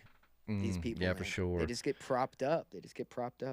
And I'm the type of person, I'm a conspiracy theorist, but there's some things that some conspiracy theorists talk about or come out with that I'm like, come on, man, yeah, that's a stretch. You know what I mean? Yeah. But there's some stuff that's right in your face, and the very least makes you be like, that was strange. Why would they do that? But for those, I'll pull up the screen share. I got it on the ready right here. Cool. I'm gonna run to the bathroom for 2 seconds. Okay. Bro, bless that boy right there.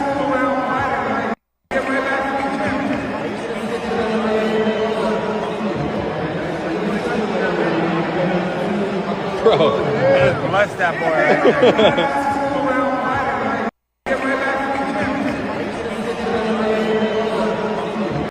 That was a little weird, to say the least. It's like, why would this guy holding this fighting event, and like he said, I didn't know that he recently, was converted to Judaism, and then that weird ring, and then he just takes the blood, man. He just wipes it underneath there like it's some more paint. But then if you watch, he kind of looks up and does the little crucifix symbol there. I thought that was definitely weird, to say the least.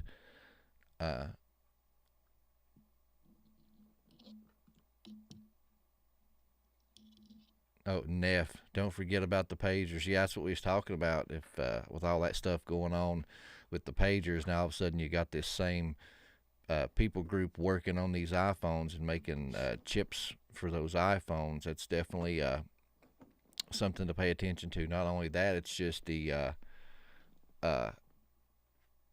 spying. You know what I mean? The spy game potential for it is very, very high. I actually seen a news story today, this morning actually, talking about these humanoid type robots and how they're going to be the future, and they're going to help women do household chores, and things like that, and showing what all they did, demoing them. But the one guy on the news said it. He said, the major one concern, he said, is national security and being able to spy on you and things like that. He said, because this technology is coming from China.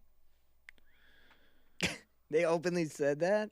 Yeah. Are we talking about for the Play-Doh robot? I mean, it's called Play-Doh, right? I think we're talking about the same robot. I can't remember the name, but I just seen it this morning. It was a humanoid robot, but it didn't have skin. It was just, the robot. But he was walking around, and they were kind of demoing it and talking about it on ABC this morning. And one of the guys, which I'm sure he didn't work for them, but he was talking about, all the cool things they could do. But at the top of the list was security, because it's made from China, and all the data that it records with its camera, with its microphones, everything, all that data gets sent back to China. It just goes to show that this whole China boogeyman scapegoat BS is all it is. It's scapegoat BS. They like to play this competition. We got to beat China so we can get AI and everything, just like they did with Russia for the nuclear bomb, right? And things like that, where there is no real competition to build this because we're worried about this boogeyman taking over, right? We're working together to create this, but we're going to act like we're not. But then we'll come together. And in case in point, I sent you some topics, with the China visit with Trump and all the tech billionaires, right? So this technocratic state is being built in tandem with China, even if they act like it's to beat China. China was the trial run. The Rockefellers worked with Mao and the Trilateral Commission. This has been a long game. I think that China's served as the training ground for what they want to bring here. And if you start looking at it that way, then this China visit makes a little bit more sense. Oh, yeah. And you had sent me that, this CNBC China economy, White House touts deal on soybeans and rare earth after Trump-Xi summit, while China talks up tariff cuts. And yeah, that's what they said that they got out of it. Yeah, and then you sent me a list that says the list That's of tech the good bros. Now, notice that this is not an American article, right? No American newspapers made a list of the tech billionaires. They only told you about soybeans. I think that's interesting, because the whole point of this was about the tech stuff.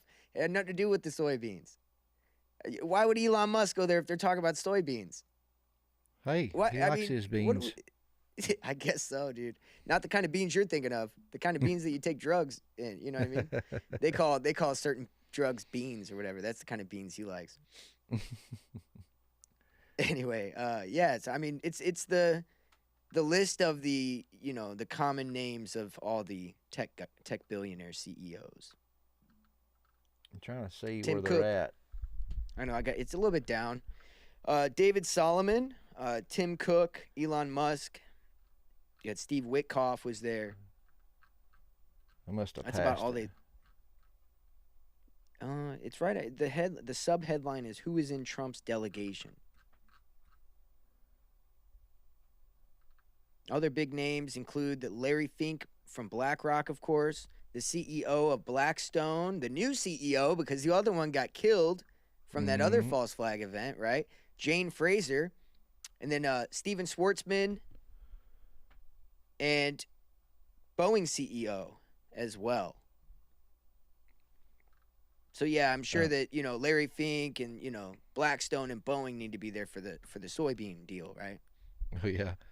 Wade in the chat, he said nobody's getting a damn robot in their house. He said these psyops suck now. He said they can't do good ones anymore. Well, Wade, I will say this: I met me a good woman, thank the Lord. But before I met Amy, I was looking in to see how much those humanoid robots were. I was going to finance me a wife. I was done with the games.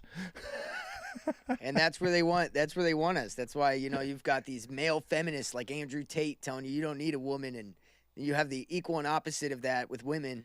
You don't need a man, so they could drive you to this Blade Runner style AI girlfriend. Remember Blade Runner, where he had like that holographic girlfriend that he had to pay extra so she could leave the house with him. He had to like work a bunch of overtime. Seen that. Oh man, it's so good because it's exactly what. Man, I think that's really where they want us, like to an extent. Is this guy? He's got no like women in his life, but he's got this holographic girlfriend. He can't even have sex with her. He can't do anything. It's just holographic, and she'll come feed him fake food or something. It's like not even real food. It's like holographic or something.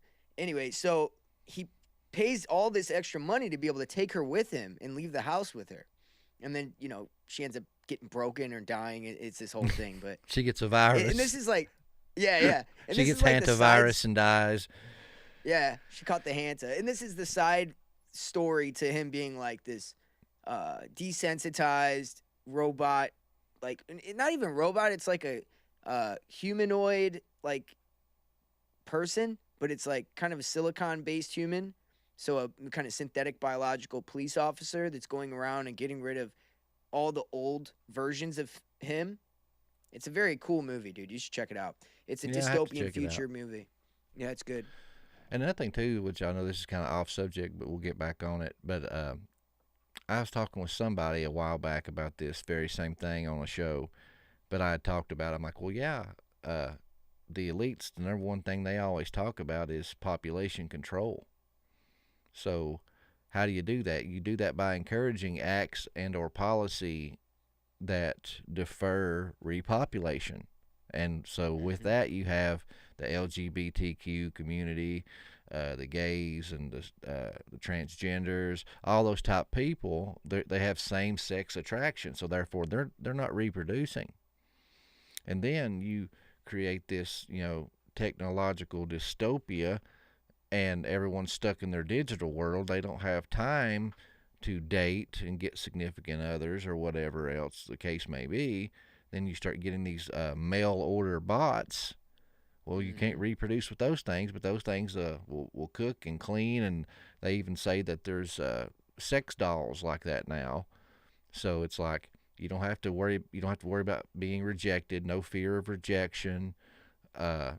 Don't have to worry about pleasing another human being or being selfless. You could just be selfish can be, do what you want, and you're going to have something at home to take care of you and be your companion. And anybody that's used ChatGPT knows how they like to stroke your ego.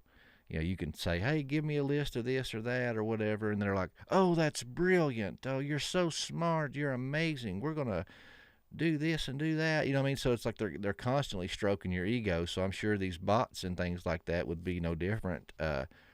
Even these digital boyfriend and girlfriends that they have now, that's like you had mentioned in that movie, that's what they're there for. Oh yeah. If the first step to psychological subversion or mind control is flattery, right? That's the first thing you do. You start flattering to kind of break down the defenses so they can be more susceptible to the messaging. And what we're talking about is 1984. George Orwell, he literally outlined a totalitarian dystopia where nobody had sexual instincts. Nobody had any sexual instincts. And not only that, but they used the lack of the sexual instincts to harness kind of the elimination of intimacy and generate it towards this kind of repurposed desire, like the intoxication of the power of like telling on somebody, right, for thinking a certain way or things like that. Like people love telling you to put on a mask. They enjoyed that. So you could extrapolate, and that's kind of where we're, that's what they want. Asexual people that are easily they just use their emotions to sway them every which way. It's genius. Mm-hmm. And we had touched on it earlier, but we're here now. Let's going get down to our it. list. We had mentioned earlier the Chud the Builder, how he could be a plant or a tool used to take away Second Amendment rights and label everything hate speech kind of thing. Not condoning what this guy is doing or saying, but there's usually an agenda behind things. I brought this up that you had sent me. They're already laying out policy, moving this way. This is from Disclosure TV. It says, just in U.S. Department of Justice announces a 15-city nationwide anti-Semitism awareness and action tour to increase reporting of anti-Semitism, strengthen collaboration between local and federal law enforcements and Jewish communities, and foster broad interfaith opposition to anti-Semitism.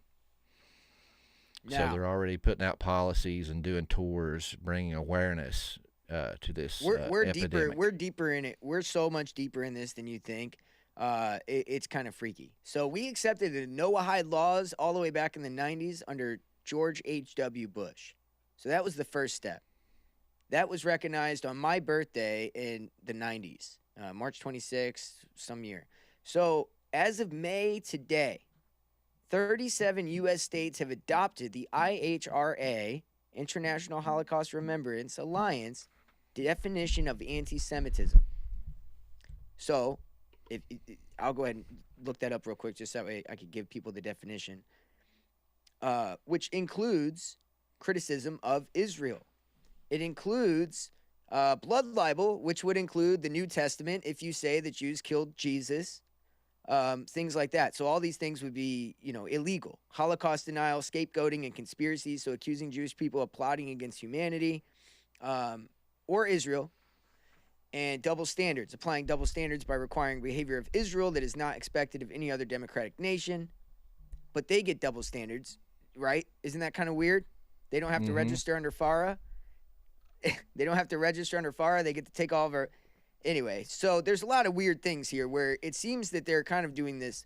I look at it as a humiliation ritual, a demoralization campaign, pretty much showing you like, look, we got you, and that's it. And we're going to tell you that all these things that are illegal for you to say, we're going to show you actually they're true at the same time. So you can't say it, but we'll tell you it. Isn't that kind of crazy?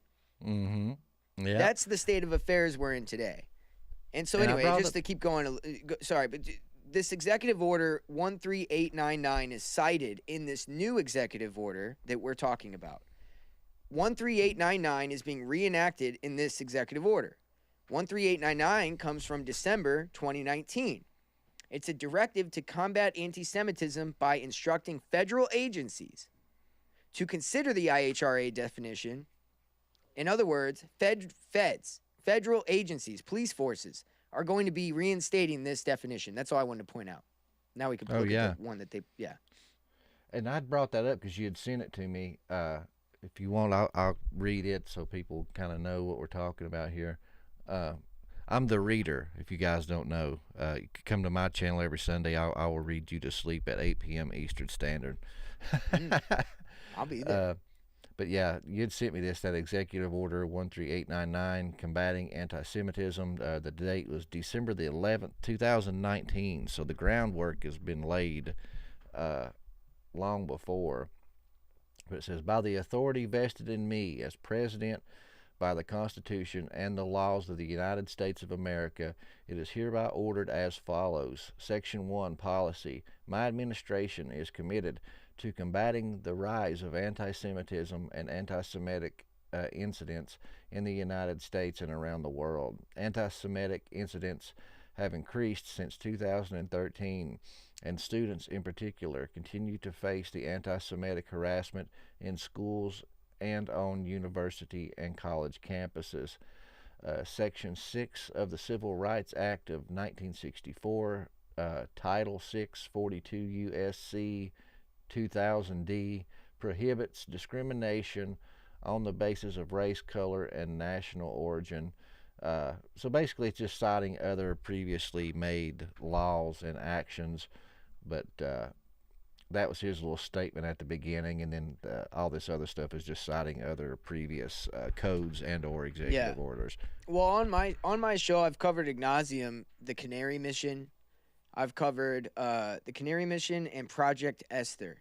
Both of these are blacklisting, doxing lists that have been put forth by one's by the Heritage Foundation and the other one's by some other Israeli lobbyist group. And they told the president to make a list of anybody who's anti-Semitic online. At the same time, you have people like Fuentes building up anti-Semitism online. Like I said earlier, he's a honeypot. So that way they can build these lists. It's the new cool thing to do to hate Israel now, you know? Yes, and the reason why is because at that same time they had these blacklisting, doxing initiatives going out. So anybody who's willing to criticize Israel is now on a list, okay, period. And anybody who hasn't thus far isn't on the list that's going to get nabbed up right away, right? But it is, they're still being watched. And so it says here, it shall be the policy of the United States to combat anti-Semitism vigorously, using all available and appropriate tools to prosecute, remove, and otherwise hold to account the perpetrators. So in other words, we're going to use flock cameras, Palantir, watch your social media, so this is full-on surveillance and control based on free speech. So we're in another world right now when it comes to free America. This is new territory. And this task force coming out, when you look back at all the executive orders and everything else and add it in, this task force is a little worrisome to me after normalizing ICE being in the streets. Yeah. Shooting and American citizens. Sorry, but yeah. Oh, yeah, 100%. And what's crazy is just in this week's show alone, there's so many little things alluding to that and showing you the progression of it. And then it leads into our next item that you had sent me, and I had made another AI image for, but the San Diego shooting. So here you have, this whole hate speech and pitting each other against each other, race baiting, and all this other type of stuff. And then you have an event like this where one ethnicity group goes after and attacks another, and then it makes the headlines and gets us all talking.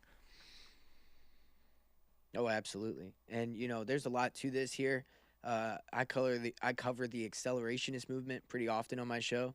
These people in their manifesto called themselves accelerationists, which I think is really interesting because they're outwardly saying what I've been theorizing, which just lays credence to this idea that this far-right Nazi-esque satanic movement, like the Order of the Nine Angles, the 764 cult, these cults that are radicalizing young kids to go shoot up schools, right? You may have heard of some of these online forums. Well, there's literal cults that are ran by like FBI and intelligence that are accelerating this process, in my opinion. And it's all being done for this dark enlightenment or for this AI government. And yeah, here's a case in point. You have two, they're literally called transsexual white supremacists. That's like the biggest oxymoron I've ever heard in my life. That's what I was about to say, oxymoron. Exactly. Exactly. Are you crazy? Or just plain stupid? And that's where we're at today, where they're radicalizing mainly leftist, transsexual, whatever, because traditionally this has been kind of geared towards them. They're the ones taking hormone replacement pills. They're the ones online getting radicalized to do crazy stuff. But they need to work in that far-right anti-Semitic angle, so then they just add that on with the Nazi son that they had on, and they said they want to kill all Jews or something, I guess. But it's insane because they went to a mosque. So it's like none of these make, again, to what he said earlier, false flags and psyops just aren't good anymore. They're too obvious. Yeah.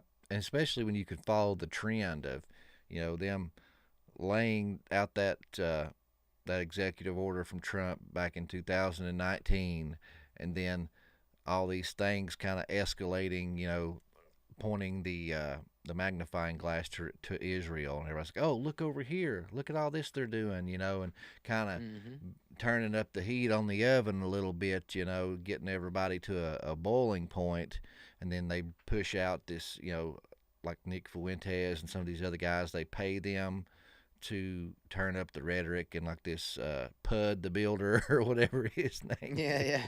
Chud. and yeah. And then these events happen, these shootings and these fights and just all this stuff to divide and conquer, man. I mean, that's exactly what it is. We are all of one race, the human race. We're all children of God. They want us fighting amongst ourselves, so we're not united. It's like that old meme. I've seen it many times. It shows, I guess it's supposed to represent, the right and the left, but it's got like a red tie guy and a blue tie guy sitting at a chessboard playing, but it's got all kinds of real skinny, bony looking people bent over, and the chessboard's laid on their back. It's like, man, if y'all would get together and just stand up, the game's over. Yeah. And that was called an anti-Semitic picture that was put out. That was called anti-Semitic. Wow. You're telling on yourself when you say that. You know that, right? Like, they do understand that they're telling. Nobody called them Jews, and you're sitting here saying that's an anti-Semitic post. You just told on yourself. Like, I don't know. It almost seems like they want people to be anti-Semitic. And again, they do. That's the point of these doxing lists. That's the point of these influencers. And by the way, we were just talking about this a minute ago. These kids said that they were being rejected by women so much, like mental health struggles and being rejected by women were major complaints that they cited. So again, this incel, asexual women, incel men being generated and radicalized online to go and do crazy things. One more thing, kind of a trend for this show today. Kane Clark, and the other guy's name was Caleb. If you change around the letter a little bit, that's Abel, right, with the C? Just a little, just saying. Cain and Abel with a C. I don't know, just saying. It's kind of weird if you think about it. But anyway, yep. Oh, yeah. These guys, I don't think it'll end here. And you had sent me some stuff, and apparently there is, they live streamed this, or at least recorded it. And they did. They live streamed it. Black hole sun imagery.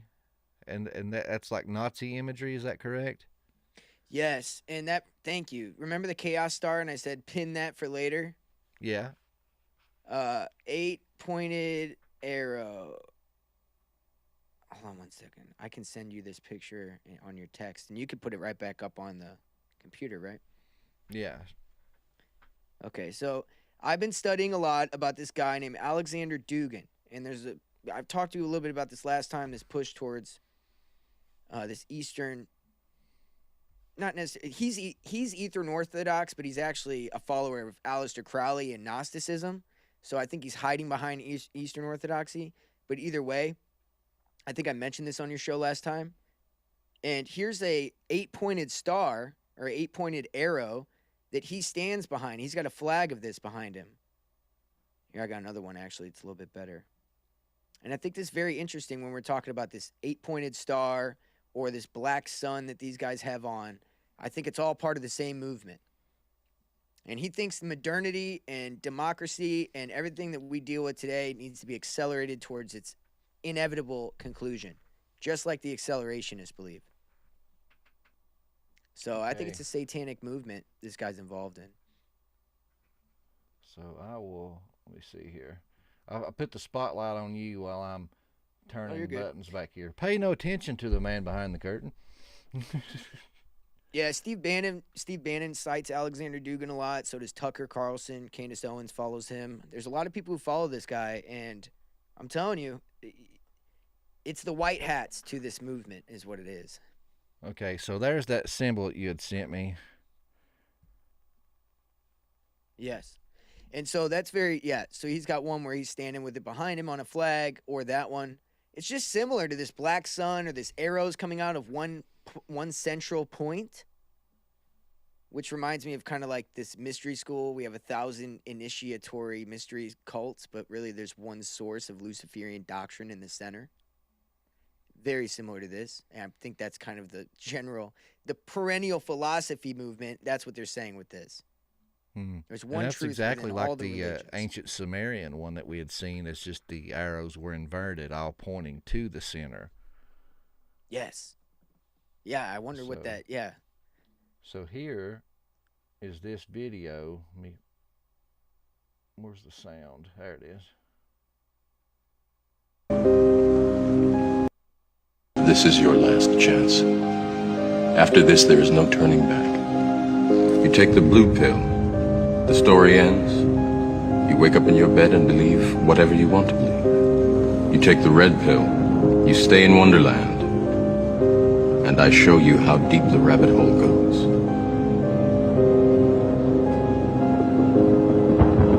This is their actual video. Remember, all I'm offering is the truth, nothing more.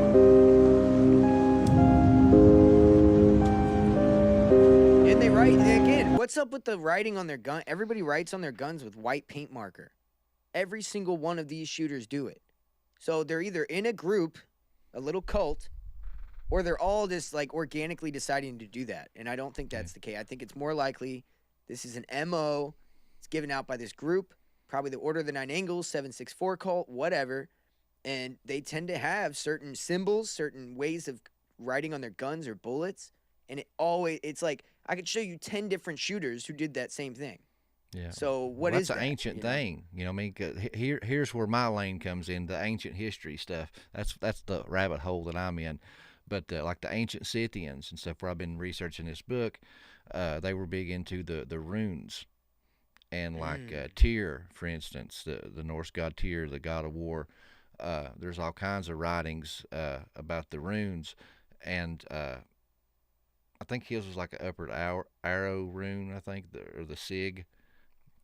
It looks like the SS lightning bolt. But they would take these runes and they would carve it on their weapons. They were commanded to. They were commanded to etch these runes on the blade handle and then the hilt for power and protection in battle, as opposed to call the god or the spirit of the power of that god into the weapon. So that's a really ancient rite that they used to do back in the day with their swords. That's why our military does it, huh? Mm-hmm. It's weird that our military does it, and then some random civilians decide that that's going to be something they do too. You know, it's like they're being taught that from somewhere. Is my point. Yeah. You know, like you Being said, it's an handed ancient down. thing. Yes, exactly. And here's another video. It's got a sensitivity warning, so I guess it's got some more of the footage from the day.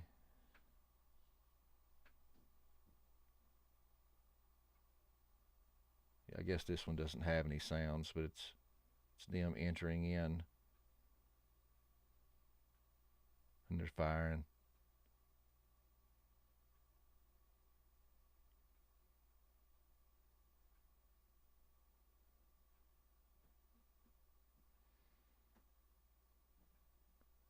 Yep, there's that writing you talked about. They've definitely been training. They found 30 guns at their residence between the two residences. And didn't even the mother, like, call the school and warn them and say, you know, my son's been unwell and there's missing guns and all this other kind of stuff, and they just ignored her? I think I did see something about that. I wouldn't be surprised if they were, you know, if they had a little FBI building they were visiting sometimes, just like the Butler Hill shooter. Yep.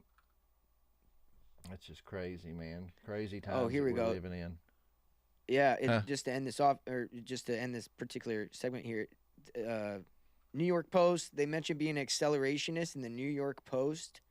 They got the Black Sun, which is associated with the Nazi SS Heinrich Himmler. And then the opinions are a nonsensical collection of anti-Trump, anti-liberal, anti-Semitic, homophobic and misogynistic bile, they say.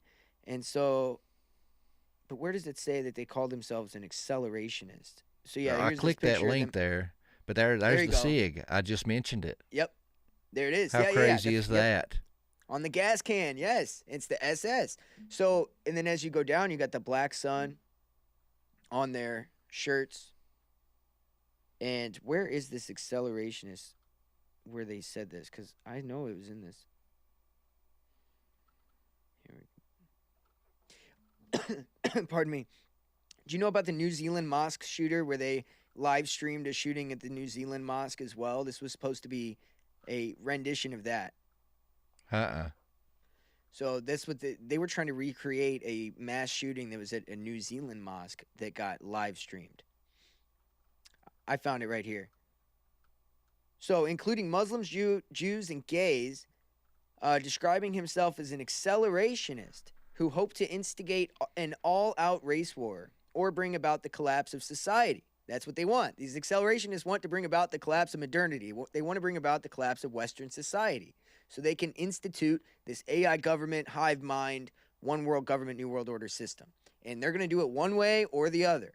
If they have to lead you in through the anti-Zionist white hat regime like the Dugans and the Tucker Carlsons who are going to point out all the corruption and then be your savior, or the other way where everything just keeps devolving until we literally just dissolve by wars and famine or whatever in this country because we don't do anything about it necessarily until it's too late. Because you're so complacent. And the thing is, too, is I even caught myself kind of echoing that rhetoric because it's like most of us, the system, I believe, is built that way on purpose.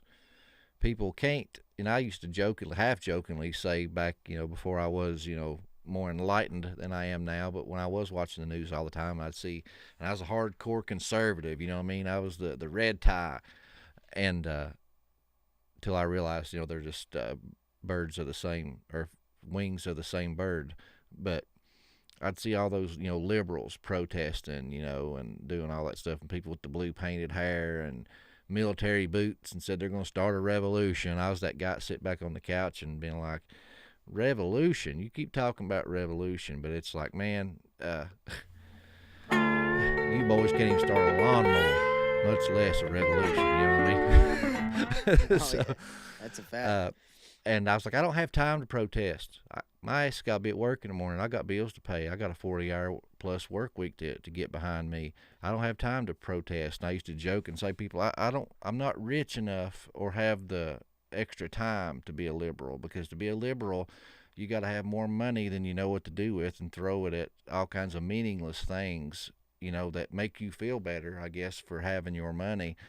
And the time to devote to protest and do all this stuff. It's like, no, dude, I got debt. I got bills to pay. I got kids to raise and a job to go to. I cannot afford to be a liberal, But seeing all that stuff, it's like, now it's like, no, there's a reason those bricks showed up at some of those, protests. There's reasons why feds infiltrated January 6th and was leading right into the door. But anyways, I'm rambling, but you get my point. No, I mean, it serves a purpose. It deters us from doing it whenever it actually needs to be done. I don't see anybody doing anything right now. Flock cameras everywhere, data centers going up everywhere, food's going up. Just saw an article today. Food's going up, and maybe you'll notice economists are saying it's going to get worse. So they're already telling you, yeah, it's bad. And it's really bad, and it's going to get worse. They're not trying to make you feel better. And so here we are. They've deterred us for so long from going out and doing something about it that now we're in a real problem. And to your point, yeah, I mean, people don't have time. They don't have time to think about it. They're just trying to get along, get along. Mm-hmm. But, yeah, one more thing. Did you see the mask face? It's going to be a big one. People are going to be talking about it all week, so I figure we should hit it because it just came out like yesterday. I did want to throw this up, though, for the Orange Man bad people. Trump announced that basically he's thinking about running for prime minister for Israel once his presidential run is done. And I was like, as soon as I seen that, I'm like, man, some people's heads going to explode there. But 99%. and it kind of shows, I mean, the backing of some of the people's theories that, he's just a puppet for Netanyahu, that if you zoom back, underneath his sports coat is Yahoo's hand up his rear end, using him like a puppet. And now he's saying, I'll go be Israel's prime minister. And a lot of us Christians, Revelation, end times, the Antichrist. But when I seen that kind of blew my mind. I was like, yeah, that's definitely going to get people. In my opinion, I'm right now at 99% in Israel. I could run for prime minister, so maybe after I do this, I'll go to Israel, run for prime minister. I had a poll this morning. I'm 99%, so that's good. But so that's good. He's a wartime prime minister. That's good. Yeah, so that's good. You know that him and Netanyahu grew up together. Did not know that. Doesn't surprise me. A lot of people don't know this. Like, his dad was friends with Netanyahu's dad. So people think that he's controlled by Netanyahu. He's not controlled. Like, they're working together. This is the long game. And not only that, what he just did there was so intentional. That's man, I mean, I don't want to be crude, so I'm trying to think of another analogy, but I mean, literally smacking you in the face. I got a sound bite for that too. Don't be rude. Don't be rude.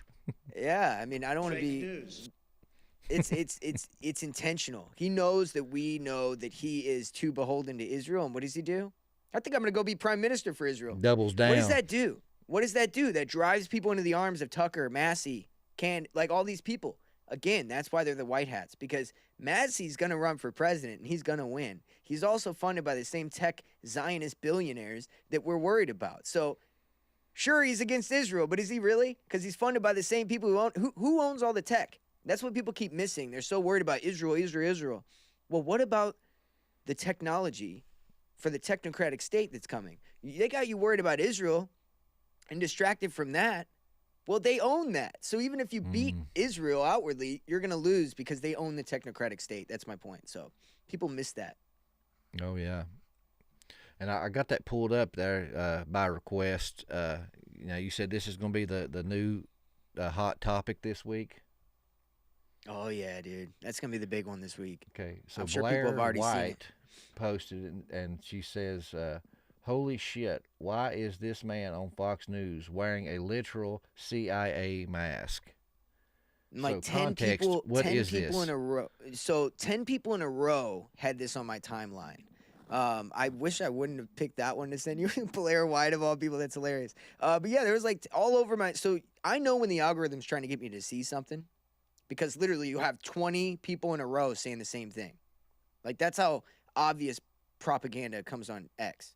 Point is, I was like, well, this is gonna be the big topic of the day, and yeah, there's CIA has skin masks. There's been videos on Instagram and other social media platforms that have shown people wearing the masks, taking it off, and showing how advanced they are and that you can't tell. Well, they seem to have had a little hiccup on this one, possibly intentionally. Don't you think it's funny that this happened right after they were talking about aliens hiding in plain sight? They live, man.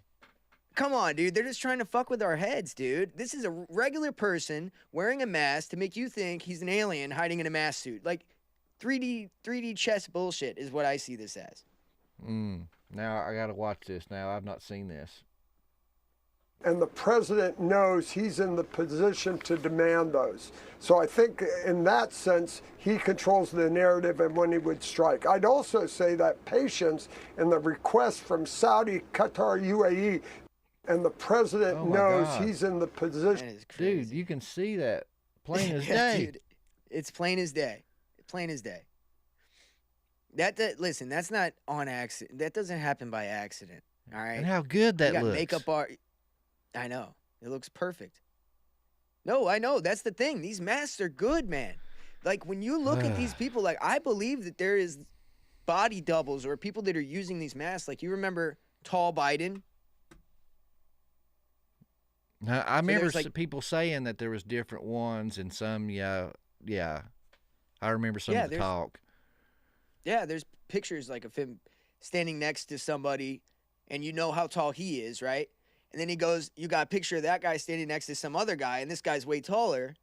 And then you got Biden standing next to the taller guy, and he's like taller than him. So you're like, well, wait a minute. He was shorter than that guy, but now he's taller than this guy? But it's because there's like body double mass. That's the theory, right? Crazy. This lays more credence to those theories when you see this kind of stuff. Oh my God! So this just happened. So I'm eager to see what their response is now. If they, I mean, they can't ignore that. I wonder if they try to turn the narrative into, see, they're hiding amongst us. You know, if that's the case, then that's where I think they may want to go with it. And I'm just like, come on, dude, that's bullshit. You know, give me the tall Biden story. I'll go with that one way faster than the aliens. Yeah, Morpheus in the chat said NDS boys, mainly Top, was throwing light shade at you and Ben because of y'all's criticism of Tucker and Massey, just because Tucker just had Owen Benjamin on his show. Makes no sense. All they got to do is ask me my point of view. I'll explain it to them happily. Go look up Jeff Yass. Jeff Yass is a billionaire who funded the University of Austin, which is owned by Joe Lonsdale, the owner of Palantir, Peter Thiel, the other owner of Palantir, Alex Karp, the other owner of Palantir that wants to put fentanyl in urine and spray it on people that pissed him off. These psychopaths funded J.D. Vance, and J.D. Vance funded Thomas Massey's company, a VR headset company, that he sold to Zuckerberg. He's so plugged into the tech bro group. I don't care. I would love to explain my point of view to Top and them. I think they'd understand. I get it. He's against the Zionists. I get it. He's great on policy for America. But wait till he takes office and see what he does. Because Trump said everything we wanted to hear too. But then now look at him. You see? So just because Massey's doing stuff in the Congress to prove himself doesn't mean you got to look at who's behind this guy. Who's funding his pockets. So I get it. But some of these guys don't look into stuff as deep as I do. No shade on them. They have their own lane. This is my lane. And I'm telling you, the technocrats fund that guy. Yep, which, I said, I'm just now getting plugged back into the news.